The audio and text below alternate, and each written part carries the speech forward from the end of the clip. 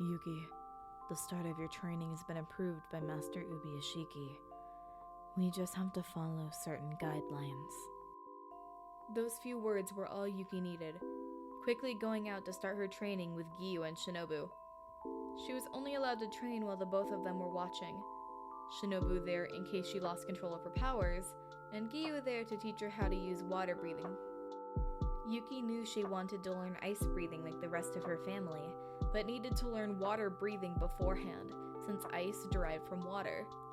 Yuki also needed to learn how to use a Nichiren blade before getting her second to dual wield. Ice breathing was one of the more complicated breathing styles to master, since dual wielding was required to use of some of the forms. When Yuki got her first blade, she watched it turn an icy blue just like the rest of her family's. She smiled a wide grin seeing that, which made Giyu crack a small smile for once. Giyu remembered a promise he once made to Kori. The promise was from a few years prior, but it now popped into his head seeing the beaming smile of Yuki. Please, Giyu, if I ever die in this line of work, promise me you'll protect my sister. She means the world to me, as do you. Promise me you'll keep her safe. Don't worry, Kori. I'll keep her safe. I'll make sure she doesn't fall into Kibutsuji's clutches. Over the course of the first few months, she trained hard. She managed to properly wield her first sword in a matter of weeks, and mastered water breathing a few months later. The rate of her learning stunned both Giyu and Shinobu. She eventually got approval to begin learning with a second sword, but she worried how she would train since neither Giyu nor Shinobu could wield two swords at once. Her question was quickly answered when she learned there was a Hashira who used two blades himself. He introduced himself as Tengen Uzui, the sound Hashira. He was, in his own words, the flashiest of the Hashira. Yuki rolled her eyes at his egotistical introduction, but soon realized he went straight to business. She began to warm up to the man, seeing he was a lot kinder once you got to know him.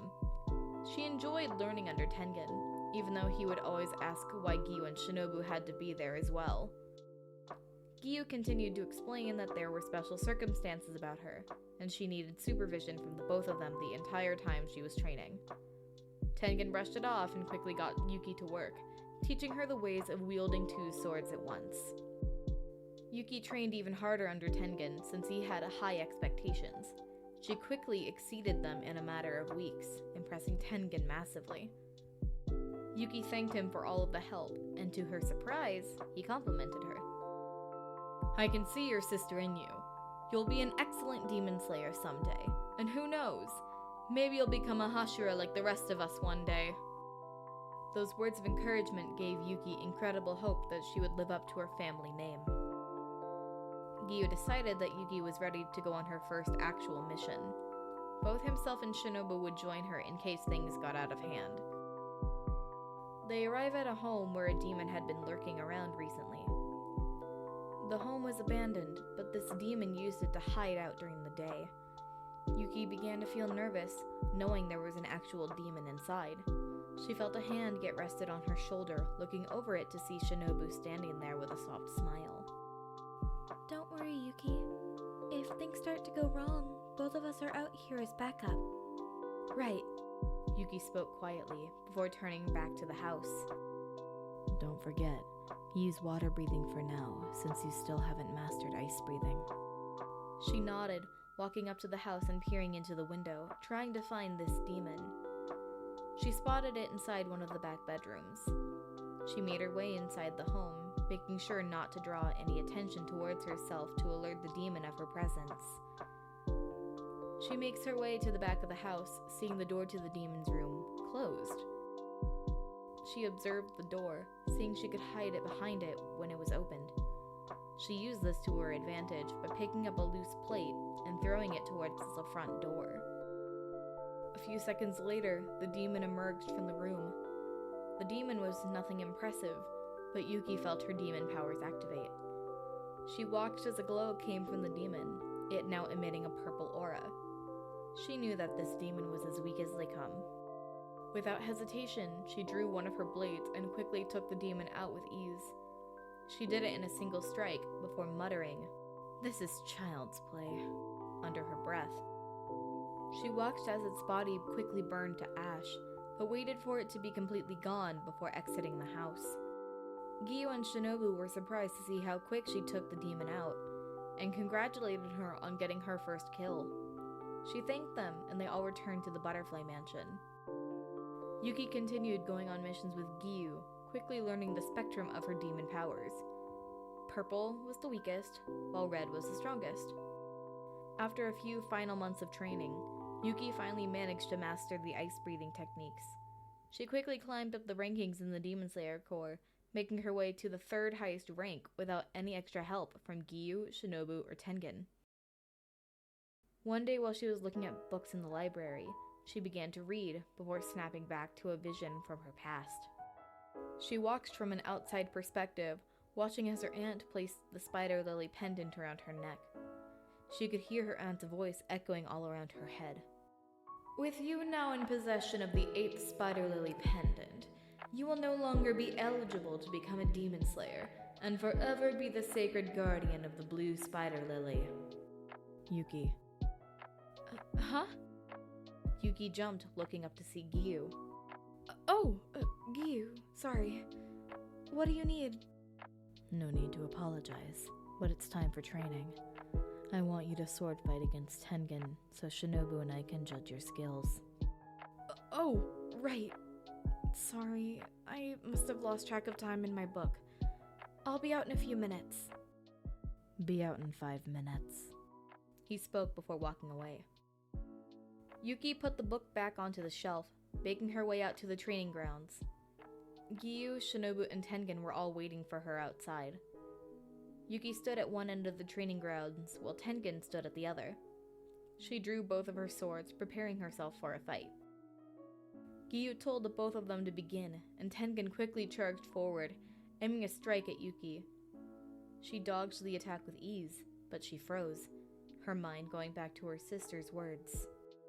"Even if we didn't live this life, I wouldn't want you to become a demon slayer, because I'd be too worried about you." Stop. Giyu spoke, taking both Yuki and Tengen off guard. He looked to Yuki, his face expressionless. Yuki, you've been very distracted today. Is there something on your mind? Yuki sighed, lowering her swords to her sides before solemnly speaking.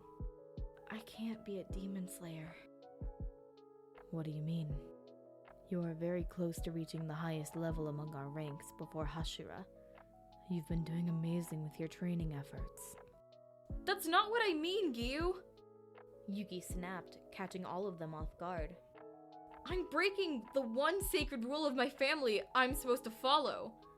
I was never supposed to be a demon slayer." Her mind began to race with what her family would think, beginning to pace back and forth and mutter to herself. Giyu saw how worked up Yuki was getting, even noticing her eyes were starting to glow. He quickly glanced at Shinobu to possibly get her medicine ready, before walking over to Yuki, firmly placing his hands on her shoulders. Yuki, relax. She snapped her head up at Giyu, her eyes filled with tears, and mind still racing, but managed to calm down enough to stop her powers from activating. Why are you so stressed? You hadn't been this entire time, so why now all of a sudden? Yuki looked at him for a minute before her gaze fell to the floor, her eyes filled with guilt. "I'm not supposed to be a demon slayer. I'm supposed to be the guardian of the spider lily. You should know that, Giyu. Corey's probably told you that before." You're right. She has told me, but I don't believe in stupid rules like that. Don't you think there has to be an exception at some point? She thought hard about the question, trying to recall if her aunt had told her anything about a similar situation she was currently in. She eventually remembered a passing comment about an instance that happened, but couldn't recall what actually happened.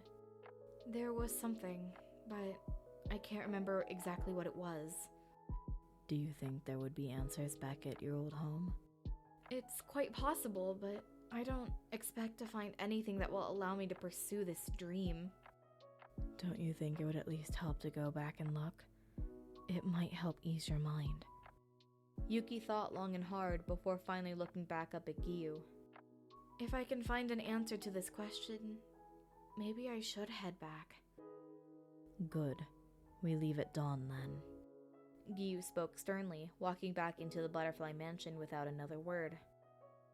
Yuki watched him walk away, unable to utter another word. She stood there in silence before looking at her blades. She sighed before setting them on the bench, walking back inside the mansion. Yuki, what are you doing? Shinobu questioned, her voice laced with worry. Keep my blades for now. She spoke sternly, a hint of sadness laced in her tone. Depending on what we find tomorrow, I might not be needing them at all. Without another word, she walked into the mansion, making her way to her room. As she walked down the long hallways to her room, she passed a man whom she had not seen before. Shoulder-length black hair laid atop his head, a traditional black robe covered by a white haori with red and purple flames at the bottom. His face was laced with what looked like burns or scars, and his eyes were completely white. She brushed him off as another demon slayer, but heard a soothing voice from the man as she passed him. You'll find the answers you're looking for, Yuki. Believe in that. She stopped in her tracks, looking back at the man who just walked into the training yard. She had many questions on who the man was, but went to her room for the night, hoping she would be able to find an answer to the question burning the back of her mind.